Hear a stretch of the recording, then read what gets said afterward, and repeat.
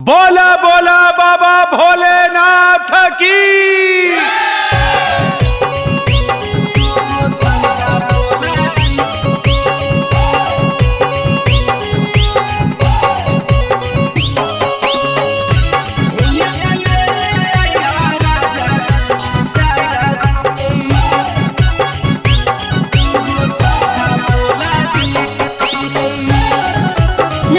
Recording studio Bihar Sharif. जहाँ बसो हकिसैया बाबा बम बम भोला जी, जहाँ बसो हकिसैया बाबा बम बम भोला जी। उन्हें से ले आया राजा दुर्गो शंखा भोला जी, उन्हें से ले आया राजा दुर्गो शंखा भोला जी। बाबा के डेरा जहाँ सैया देवघर होला जी, बाबा के डेरा जहाँ सैया देवघर होला जी।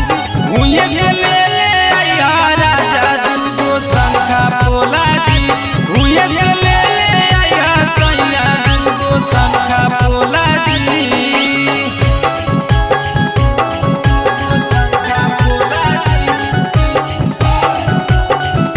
Mix by P Bihari.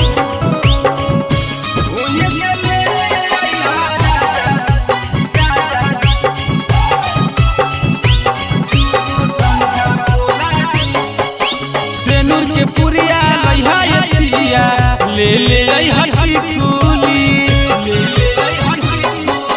मंगिया के टिकावा लइहा सैया ले ले हसूली।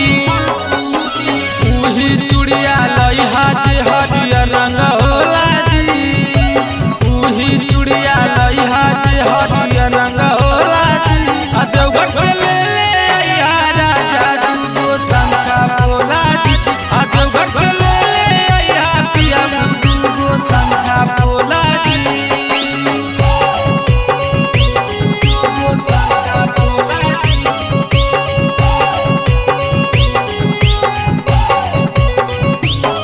उन्हें से ले आया राजा दुर्गो शंखा भोला जी।